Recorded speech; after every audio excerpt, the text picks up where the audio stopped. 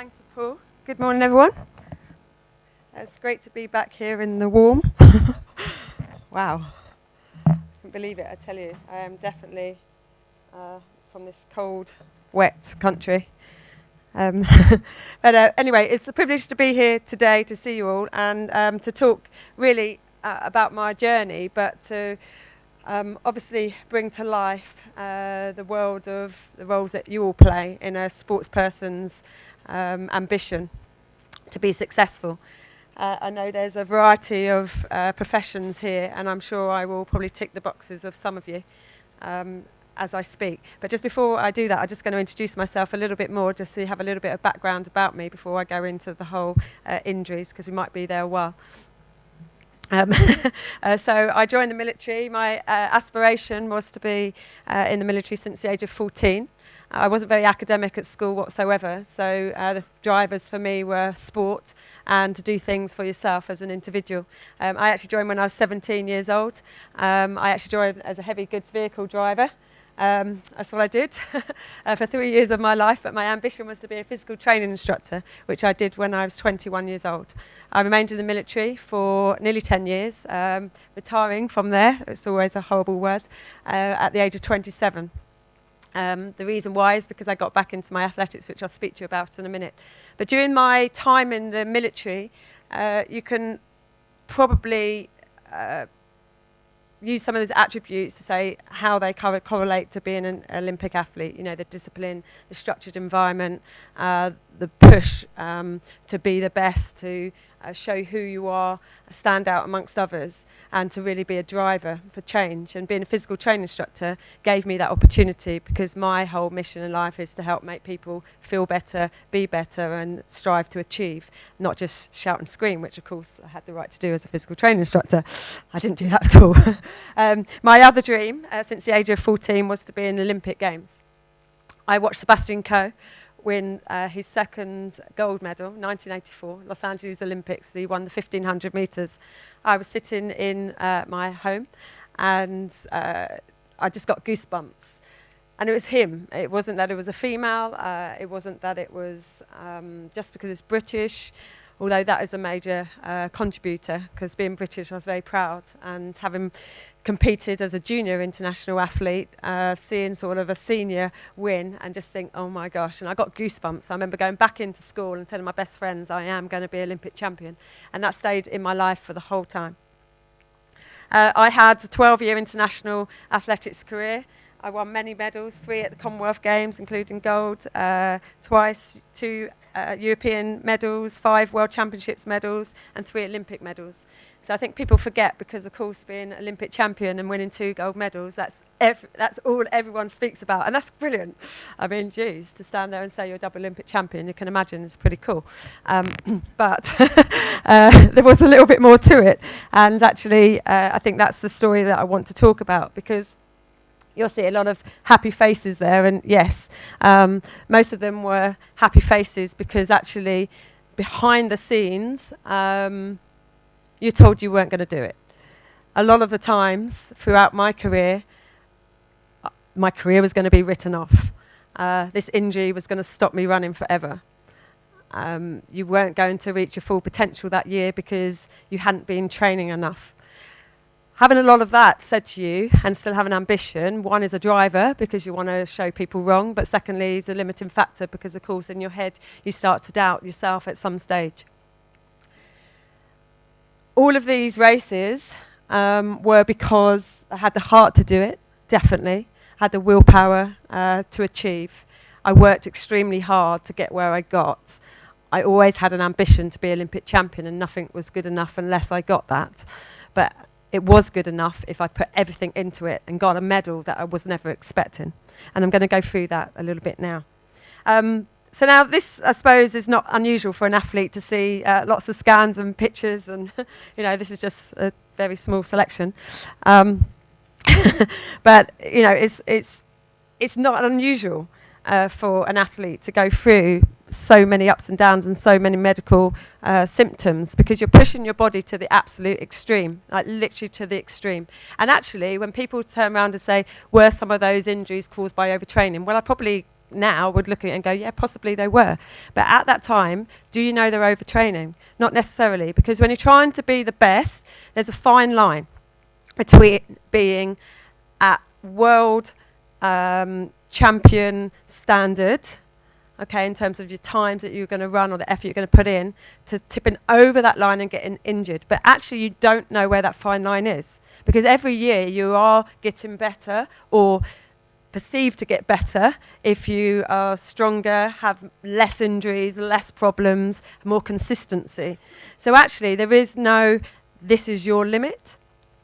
And so actually when you try to push yourself, sometimes you've pushed yourself and that's an advantage because you have moved up to a next level. So to actually say, were they all overuse injuries, I don't think is actually appropriately right. Some may well could have been because actually I was better and quicker and faster than I'd ever been before, and it just tipped over the edge. So I think that's quite clear to say that a lot of the injuries are caused by lots of other problems. You know, there was one that I could clearly say, and I'm going to talk about that in a minute, a contributing factor that I think a lot of people don't think about. So anyway, the body is amazing, right? It can do wonderful things, and you all know that. And it is. I mean, if you actually think what a human has done in their life with their body, how they push it to the extremes in all different spheres, I think it's absolutely amazing. You know, one of my good friends, Paula Radcliffe, to run 2:16 as a female in the marathon. I mean, it's just incredible, you know, and you could say she's superhuman. But what she had was the ability to put herself almost in an environment where it was just her and her sport. She was actually one of the few athletes that I think lived, ate, breathed, dreamed her life every minute of every day. And there's not many people can do that. And I can probably hand on heart say maybe I didn't. In my head, I was. And my willingness to be the best, I was giving it 100%. But I'm a chocoholic. I like a Chinese on a Saturday night on the sofa. And when it got to birthdays, I drank myself stupid because I don't like age. And I was an athlete at that time. But Paula Radcliffe was never like that. So actually, to get the best out of your body, you can do it, and every single person can. But as an athlete, again, there's all these different contributing factors that make you stronger or better or weaker. And some of them you don't really realise the effects that they're going to have on your body going forward. So some of the issues I had, very respiratory system. So the problems most people would hear about, like allergies, hay fever, then asthma. And asthma either exercise-induced or because of having the allergies. Immune system goes down, etc., etc. You know, I'm not going to talk anything technical here at all. I'm going to talk in my words. But I had all of those. So I had a lot of hay fever issues, especially when I went to South Africa, Potchefstroom in particular.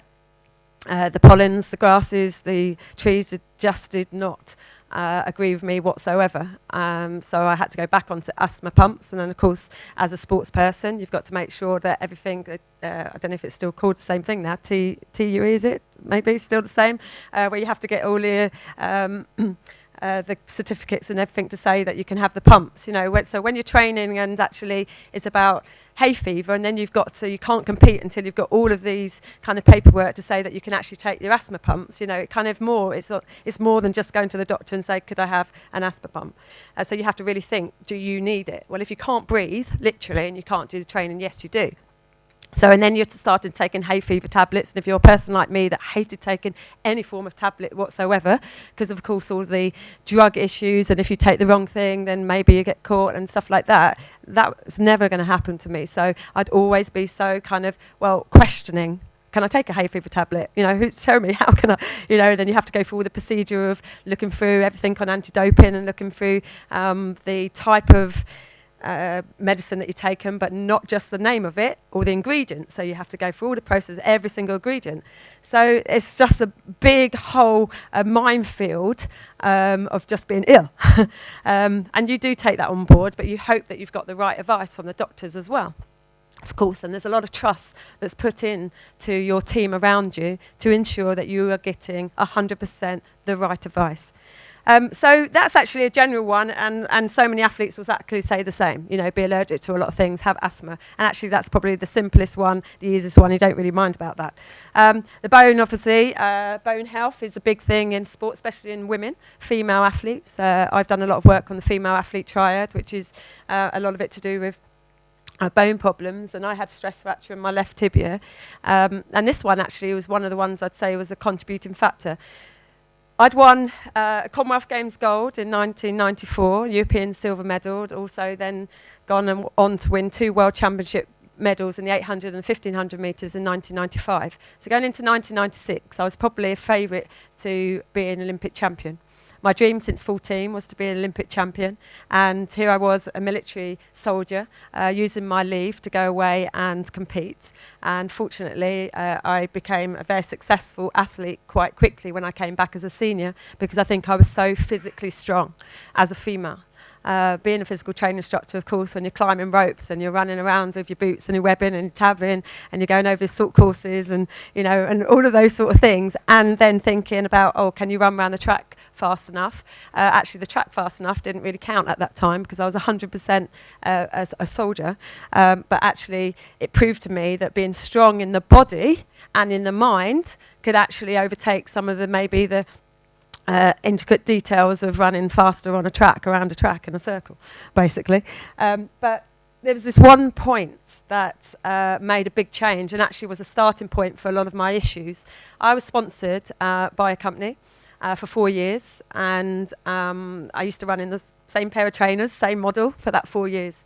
And then I was fortunate that I got selected for the Olympic Games, and I got this big contract. Oh, who's not going to take up a contract?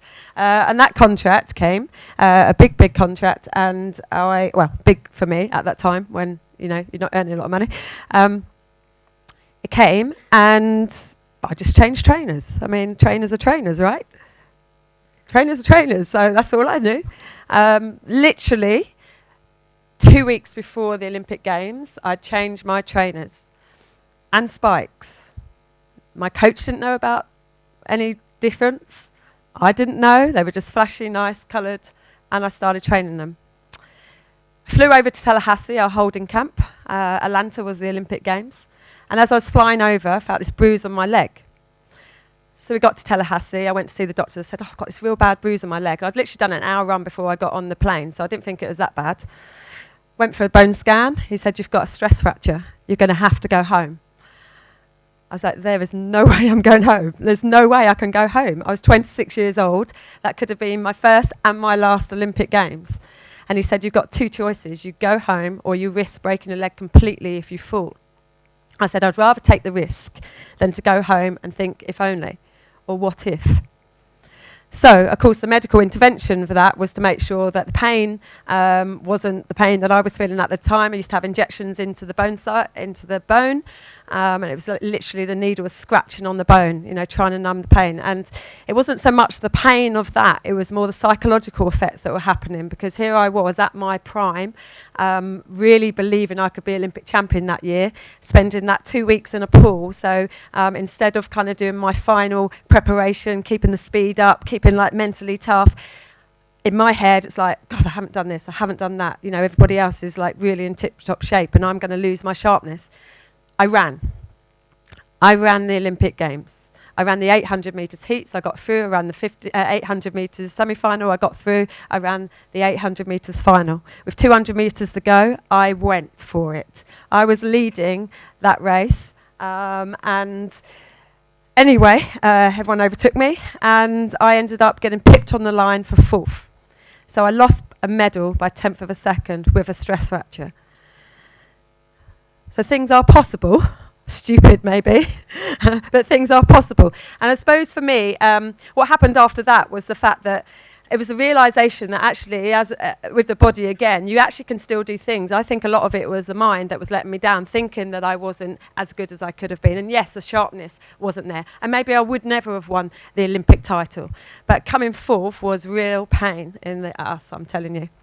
Because you get pipped on the line by 1/10 of a second, a little blink of the eye, and you just think, that's it. I might never ever get to Olympic Games again. I went away on crutches in plaster, 6 weeks, the normal therapy, and that was fine. But then, of course, you're trying to get off after that. You know, kind of your ankle's gone all stiff, and the mobilisation needs, the calf's gone weak. You've compensated on the other leg, so of course there's all these other issues that you're trying to keep going to the physio and just make sure that you're still working, let's say, and that was okay. But what happened is it actually refocused me as an athlete. So there's a lot of mind games that keep playing. When you're injured, you hate it. You absolutely hate being injured. And it's great when you get somebody like a really good physio who works with you, who just keeps you motivated. This is going to happen. It's 6 weeks, no matter what, whether you broke your finger or you broke your leg. 6 weeks, you know, that's what they say. Yes, there might be a little bit of movement either side of that, but having somebody that's really positive during that period of time is so vital. I actually came back in 1997, probably stronger, faster, fitter, and more determined than ever came before. Because I knew that if I can come fourth at an Olympic Games, and by the way, I didn't tell you, I ran the 1500 metres as well. And I ran the heats and the semi-final and the final. And the only reason why I messed up in the final of the 1500 metres is because by then I was shattered. And this body and that leg should not have been running. And that was probably the most maddest thing that I've ever done, but I got into the final. So in your head, as an athlete, you're thinking, I can do this. So that 97, I came out, all guns a-blazing. I actually broke the British record, which was held by Zola Budd, the young South African girl that came over to Britain. Some of you may well remember, a barefooted runner, amazing athlete. She held the British record for 12 years. That year, it was my goal to break that British record. The British record stood at 3 minutes 59 seconds, which is absolute world-class time. I did break that record in Sheffield in 1997. I got 3 minutes 58:02, and it was just an amazing feeling to break that. So I went then into the World Championships, ironically in Athens, 5 seconds faster than anyone else in the world that year. I'd beaten everybody in the 1500 metres, and that time was 5 seconds faster in the world. But, of course, a lot of the injuries that we get are muscular. They're kind of, again, a very common injury in all sorts, and a lower body, you can probably ultimately say, is probably going to be the main contributing factors to a runner. And yes, it was. And tendons, of course. Tendons are very, very vulnerable. I was a 4-foot runner, so I run on my toes, so you can imagine all the stress going down through the heels, Achilles all the time, but also the lower back as well. And this 1997, I got a niggle in my Achilles tendon 2 weeks before the World Championships. I went to Germany. I went to see a doctor called Moller Warfart. He was very well known in the kind of sporting profession, and a lot of the athletes that I knew worldwide were going over to see him to have therapy and tendons and muscle problems. And I was sent over to see him by UK Athletics, or British Athletics, whatever way around it was at that time. And he basically did, I don't even know really exactly what it was, but he did some treatment. It goes in the sheath of the Achilles tendon. You know, at that time you just want to get fixed, and you're being advised by your doctors to go and see him, and you obviously trust the British team, and that was fine. So I flew over to see him.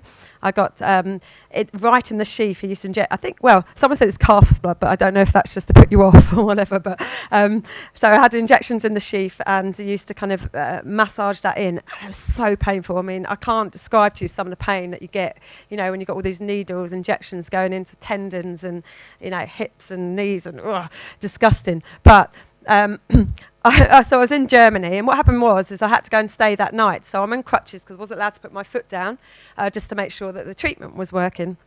And that night I got the most horrible sensation, almost like my calf muscle was just on fire, like burning. And whether it was just the reaction to obviously the treatment, or just actually that I had a vulnerable area and that kind of set it off a bit more, I do not know. But I went into Athens, and I was actually due to run on the first race of the first day of those championships, the women's 1500 metres, the one that I was going to be world champion at. I got into that race, heats, and as I went round, 600 metres to go, I felt a massive pop, like an explosion out of my calf. I completely ruptured my calf, my left calf, from side to side, and tore whole of my Achilles tendon. I was very fortunate, I suppose, that my Achilles tendon didn't rupture, although knowing a bit more now, maybe it would have been better that it ruptured. But we didn't have anyone there. There was no stretchers. It hadn't really been set up properly. It's the first day, so everyone was kind of still running around. So I was hobbling down the track for 200 metres. I don't know how I got down there. Literally, my leg felt like it was like falling off. I got flown over to Zurich to see some doctors over there prior to one of the Grand Prix, to see a really great specialist over there. Forgive me, I can't remember his name exactly right now, but a really great specialist in Zurich who was really into sort of calf and kind of Achilles tendons injuries. I spent 3 weeks there, and again it was a massive blow. I proceeded to tear my calf muscles, my right one 3 times since then. I just everything, calves and Achilles were my bane of my life. I had that tear that healed. I had an operation on it to take away the scar tissue, and that was in 1998, and it's just up and down like a yo-yo, really was. And the Achilles and the calves were probably the worst thing that probably happened, because they were just non-stop. But actually, they're the things that get treated because they're quite seen, because they're so obvious injuries. You go to obvious physicians. So, you know, go to your physio, or you might go to the doctor for whatever reason around all the things that I've spoken about. But I also had a lot of problems that a lot of people don't know about, so internal problems. So I had 5 operations on my stomach, and they were the gastral problems, basically. I had, you know, women's problems, ovaries wrapping around the fallopian tube. I had endometriosis. I can't remember if that's how you say it, but sort of like that, right? I had a lot of cramping in the stomach that I had to have injections for to ease. But I ended up, it was getting so bad that I had to have these operations to release all the tension that was down there. I had like a mini cesarean. This is all during my international athletics career, and hardly anybody knew about this. And they were really probably the worst ones, because of course you don't tell anybody about them. You're still having to get ready for the season because of those problems. They're stopping you probably doing more training than if I had. I'd always say to athletes, you can train no matter what injury you have. That does not stop you training as an athlete. We have from here down to our feet to train. Okay, so training is everything. Training is a minute detail, the core muscles, the brain, it's everything. And so any other injury I had, I could stay as fit as I wanted, as strong as I wanted, and still come out from being quite sort of susceptible to not even getting there in that season to actually coming back and winning a medal. But when you have a medical problem like this, you've got to take rehabilitation time. There's a lot of things internally that you can't see aren't healing. You get the scar tissue symptoms, and then you've got to have all the kind of injections to release the scar tissue, or you've got to go back and have another smaller operation to remove it, and it just goes on and on. And so that's the thing, is that whilst all these obvious signs are happening, and what I started to realise, and I'll tell you this as we go on, is that if I see a physio and I've told them that I've hurt my calf, they will automatically go to my calf. This is in the early days. So they would treat the calf.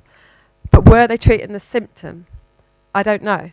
You know, was I tight somewhere else? Was it my lower back, which actually was probably most of my problems? Was it that my ankles just got so tight that they were like blocks? So when I'm running, there's no freedom of movement. So they're getting tight, the Achilles getting tight. And that was the problem I had. People were starting just to treat the symptom and not look at the cause. Or symptom, not look at the cause, and then not thinking actually what other contributing factors are happening whilst, you know, she's limping around. Okay, so I'm limping, I'm compensating. What's the long-term effect of that? And that's what I realised that people weren't really looking at. And also, people were working as an individual. The physios and the doctors didn't always liaise.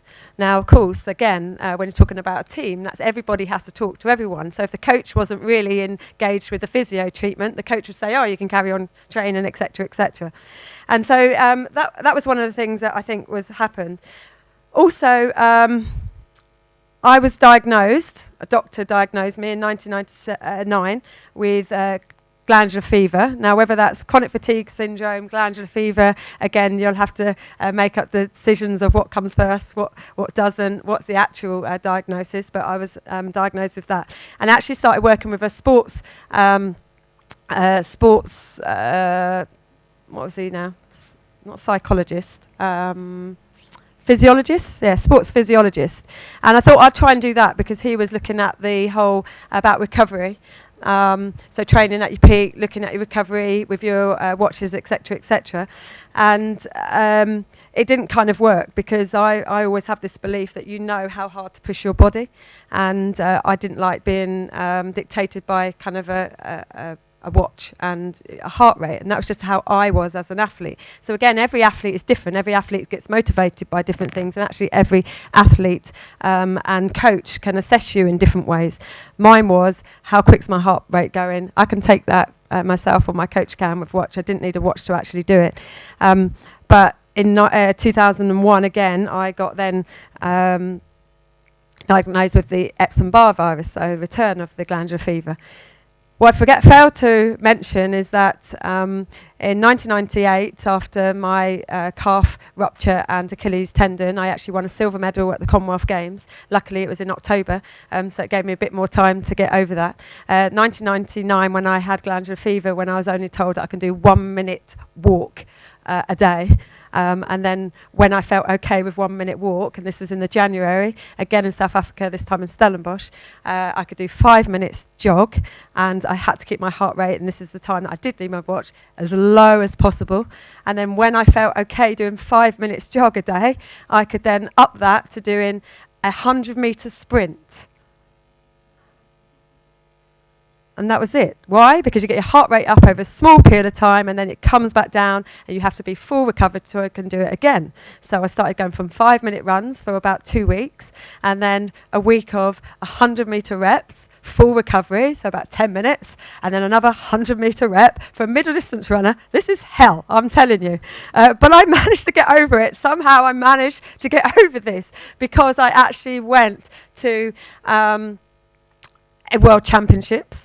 Again, and I didn't win a medal, but I got into a final after kind of really not doing a lot.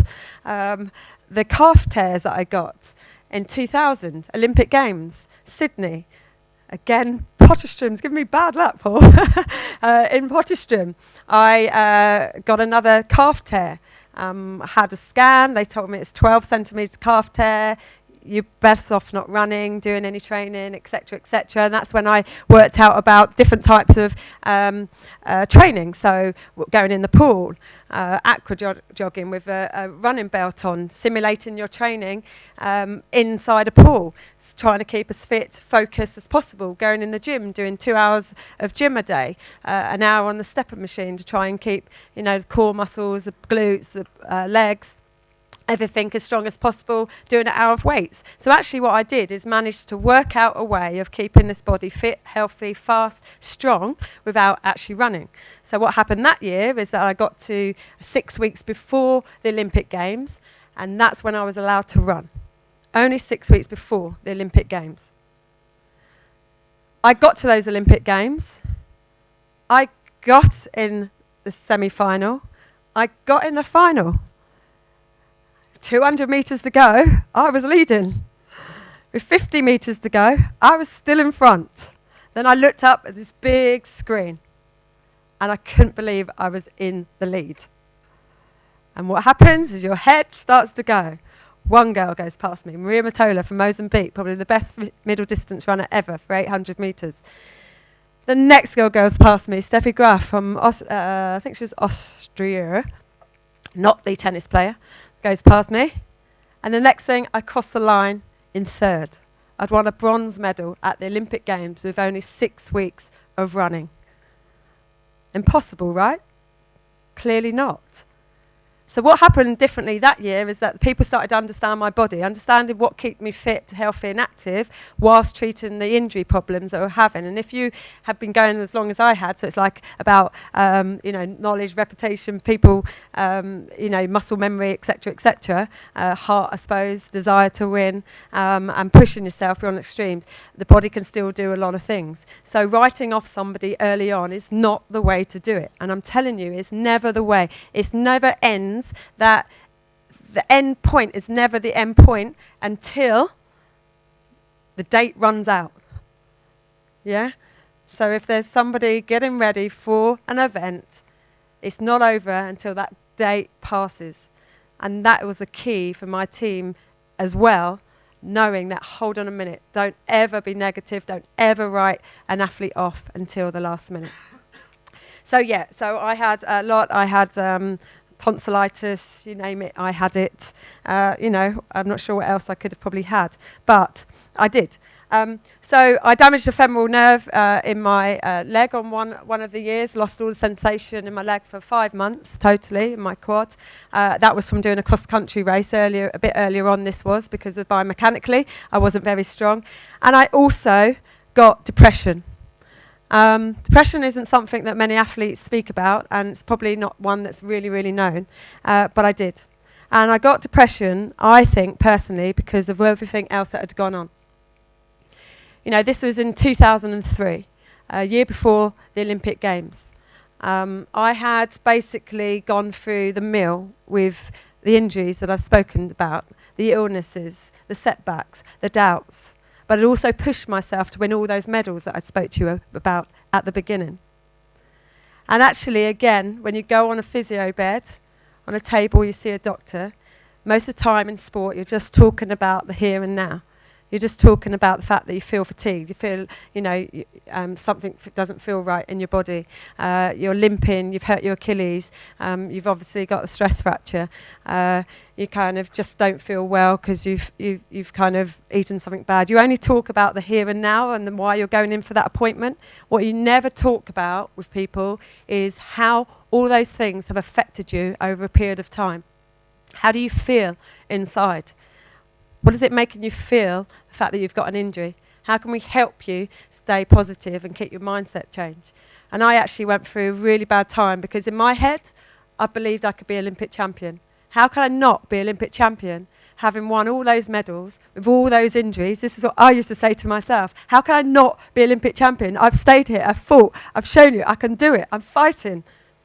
And I really believed I could. So in 2003, when we had the World Championships, I had lots of injury problems beforehand, of course, but I got to World Championships, got a silver medal in the Indoor World Championships in Birmingham and 1,500 metres, and I came out.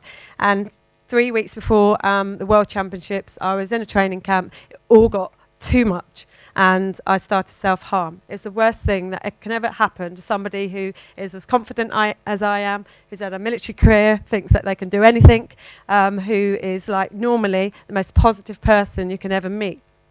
But actually, we're all human, and that's what people forget. Elite athletes are not superhuman.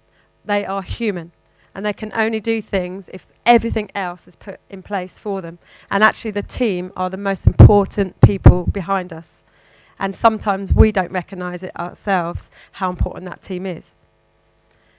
I actually went on after the worst time of my life, literally, not even wanting to be there, to standing on the rostrum with a silver medal around my neck.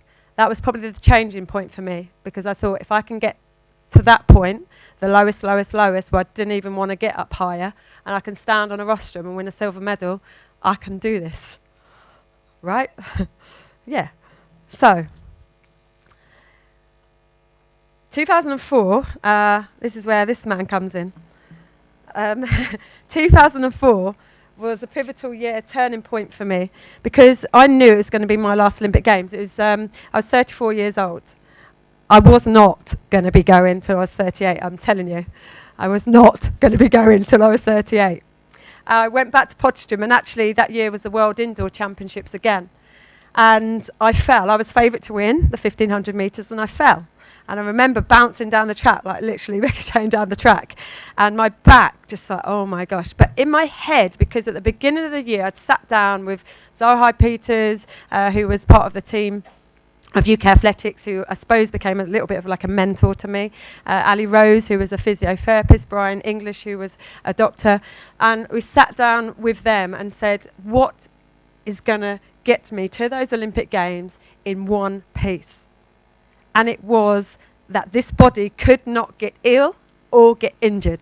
So what was I going to do? And this is where I had to become a Paula Radcliffe. I had to live, eat, breathe, sleep, everything. My nutrition had to be perfect. My sleep had to be the best sleeping patterns I had. Whether I was taking power naps, I'd make sure that I would do things to make sure I was recovering effectively. My recovery strategy had to be better than it ever had before. Whether that was going in the ice bath, whether that was getting a massage, whether that was getting my bloods checked to make sure that I wasn't getting anemic, which I had a lot, making sure that I wasn't susceptible to the hay fevers and all the other allergy problems I had. We had to make sure that these are things, because actually, these are the only things stopping me being an Olympic champion. Because here and here, I was going to get there. I met Paul because I went back to Potchefstroom with this bad back. And I was like, this can't be an injury. We're not having an injury. You've just got to sort it out. And Paul did. Along with Eben, the physio over there, and we just kind of got it sorted. But we stayed really positive, really positive that year. And again, that was a change, because all of my team were positive. There was never, oh no, you got injured again. Oh no, we'll help you through it. It was just injury, illness was never a word. Never a word. It was just like, if you've got a small little problem, a niggle, sort it out. If I backed myself from my knee, I'd phone Ali. Whatever it would be, I would just look at the problem there and then, deal with it, move on. Of course, when you've worked with people over a period of time and they've helped you, you become really good friends. And family friends, of course.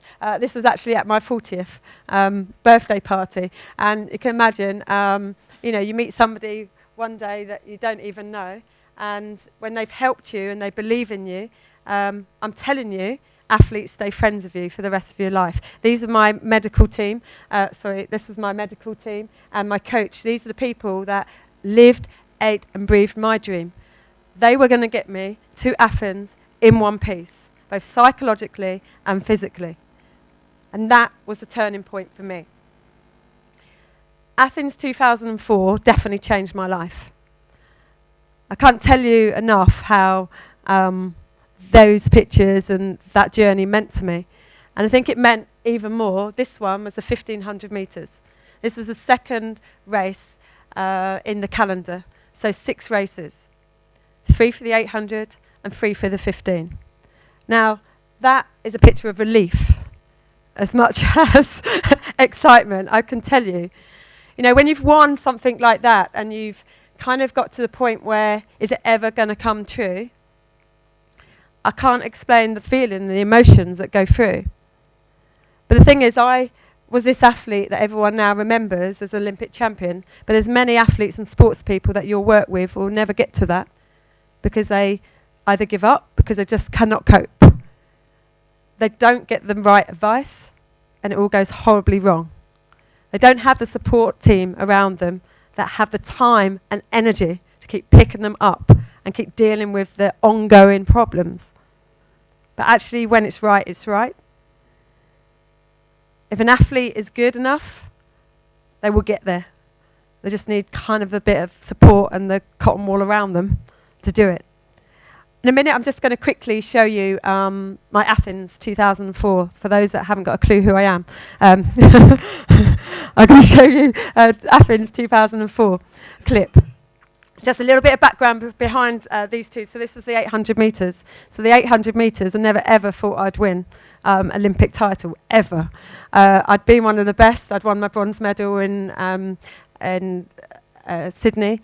Out of my medals, the 10 medals prior to these, I'd won 5 800 metre medals and 5 1500 metre medals. So it was no good asking me what one I preferred, what one was my best, what one I could definitely win a medal in.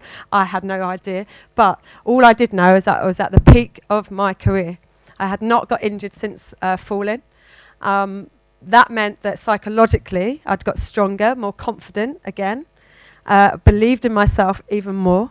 My training was just getting better and better and better. So instead of the 2 weeks prior to every championship where something had gone wrong and there was drama, it was actually I was getting faster, I was getting stronger. My training partners were with me. The times that I was hitting were unbelievable, and I knew I was in the best shape of my life. I knew that once I made a decision whether I'd run the 800, the 1500 or both, once that decision was made, I had to give it 100%. There was no going back. I'll tell you just quickly because it's really weird, and I do believe in fate. I do believe there's all these things are set to try you, and the ones that hang in long enough will get the outcomes. And hopefully that was me hanging in for dear life. But there's a couple of things that could have put paid to this. I was actually in Aphrodite's Hills, which was a golf course.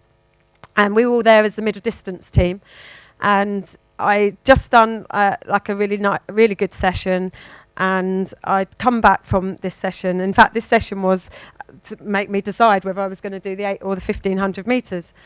And it was simply 2 400 metres around the track as fast as I can with 10 minutes rest in between. That was it. That was it. On the way down, though, we were in the car, training partner in the passenger seat, Zara in the front seat, who I said was about my mentor. Drove down, and it was all Cypriot radio, and I sat in the back because I was really nervous about this session because I was saying, this could either make me or break me. I could be making the best or the worst decision of my life because my dream is this one, the second race. You know, why was I even contemplating doing that one? I have no idea because this was the one that I wanted. But I had to make that decision because I literally had been unbeaten in 800 metres all that year, and I was losing every 1500 metre race because I think I was like panicking about it. So I was like, what do I do? Anyway, we're driving down, Cypriot radio, and I said, I really need to listen to Tina Turner, Simply the Best. As I said it, Tina Turner, Simply the Best came on, no word of a lie. We sat outside the stadium, goosebumps, like, oh my God. I actually ran the fastest 400 metre runs I'd ever done in my whole career in that race. The 400 metre girls wanted me to join their team as well, the relay. Wasn't going to happen, but it was amazing. I went back, and that was the first time I'd even spoke to the press. I didn't speak to the press all that year. Paula Radcliffe had a gold medal put round her neck, so it took the pressure off all the other British athletes, and it was the first time that I'd actually said to them, this is what I'm going to do. I went back up to Aphrodite's. I went to see, get my last sort of physio treatment, and I was with Ali, and I was in the ice bins, you know, the kind of wheelie bins with the ice, pretty much 3/4, that's what it felt like, and the water, and then going into the hot therapy. And actually that was quite good for me, the hot and cold therapy for recovery. I found that more beneficial than just going into the ice to recover the legs. I actually found going into the hot and doing the contrast bath a lot more refreshing, and I felt more energized doing that as I was going through. But we were walking back, so we just had the last physio. Everything's now perfect. I have not got injured. I am the strongest I could ever have been. I'd lost weight quite a lot, but I was eating more than I'd eaten before. So I'd obviously got that combination of the food, the recovery, right, and the energy, because I was getting faster and faster, even though I was getting slimmer and slimmer, and I was feeling stronger and stronger. So that's the first time I probably really connected with that. And we're walking now across to our apartments, and we saw this black snake go across the golf course. I was like, oh my God, that's it, I'm going to be bitten or eaten alive by this black snake tonight. I was so like in my head, something has to go wrong. It's got to go wrong, hasn't it? Everything else has. Anyway, so I go to my bed, and 2 o'clock in the morning I woke up with a massive pain, like right here. And I held my leg, and it was ricocheting up my arm. I'm telling you, the intense pain. It's going over. And I actually thought, I'm having a heart attack. I was like slammed on my chest because the pain was just so intense coming over.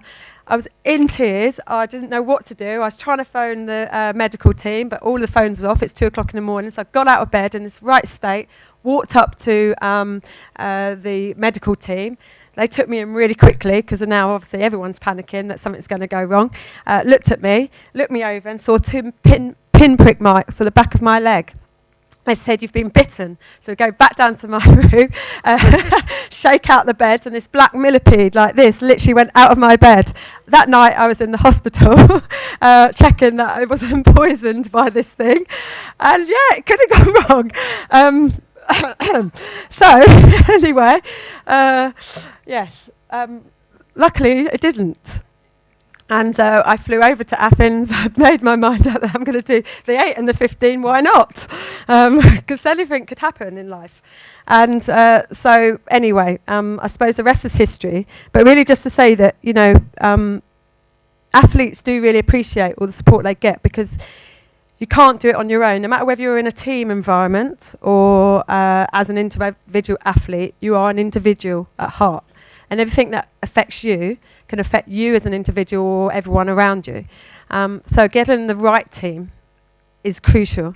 And I will say that in the fact that I have had other physios, and it's not that they have been bad physios, they just weren't right for me. Either that their experience with elite athletes and how they push themselves just wasn't intense enough, so they didn't really understand the process that you go through. Or if I had an Achilles problem and somebody was more attuned to doing knees, actually that sometimes you have to be able to say, you know what, this is not my bag, and you know, go. I'd rather somebody in the medical profession be big enough to say to me, this is not my expertise, I am going to advise you to go and see someone else. I'd give more kudos to that person than to keep hold of me because they want to be the one that gets me better. Absolutely. So just think about that. If somebody else can do it better, get that athlete to them. Because one, you don't want an athlete that you've been seeing for 6 months and you haven't done any good to, because surely that looks, I think that actually looks worse personally. If you haven't been able to help them over a longer period of time, then something isn't right. Okay, so, and I'm only saying that from experience and how I feel and what other athletes feel. But I can absolutely say that my team were fantastic. Everybody that was around me contributed to my success, wanted me to win. Pretty much everything that they knew and their knowledge, run around finding out, doing things, helping so much, helped me go on that rostrum. I'd never ever have been able to do it without that team, and actually every single one of them, including Paul, should have got a gold medal that year.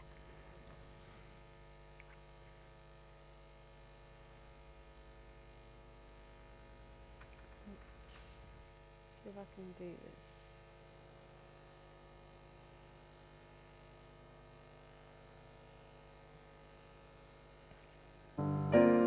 Join us just in time for the women's 800 metres final. Kelly Holmes is bidding for a medal, but which one will it be? A real chance in this Olympic final for Kelly Holmes. I think she's strong enough to double up. She's a strong athlete, and there's no reason why she can't get a medal in 2 events. These last few moments really are nerve-wracking, but she's been in this position so many times now.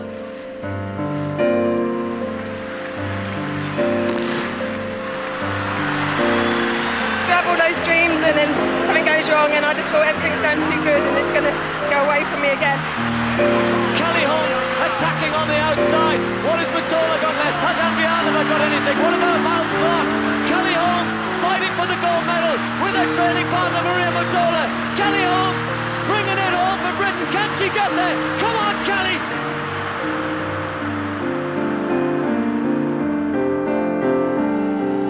One more yard. Come on, Kelly Holmes! It's gold! Kelly's won the gold for Great Britain. What a performance! You won it, Kelly. You've won it. Yes, you've won.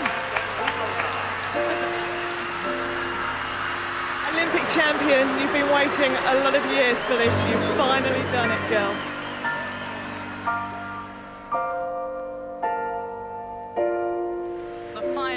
Of athletics here in the Olympic Stadium. That we're getting ever closer to the moment of truth for Kelly Holmes has the chance to make history by achieving the middle distance double. It would be arguably the greatest ever achievement by a British There's a new level of confidence with Kelly. She oozes it. We're not going to hang the gold medal round Kelly's neck just yet because she's got a tough race, some difficult I'm sure she can do it. I don't put too much pressure on her. I just told her the whole of Britain will be watching, so don't worry about it. So can Kelly Holmes do it again?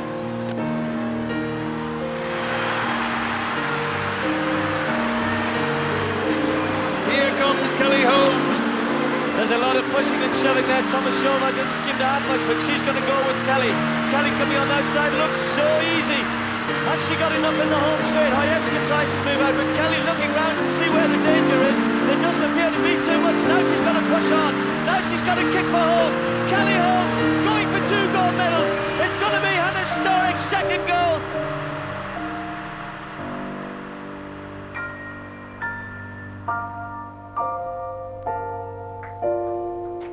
What a performance! That is the greatest performance in the history of British distance running.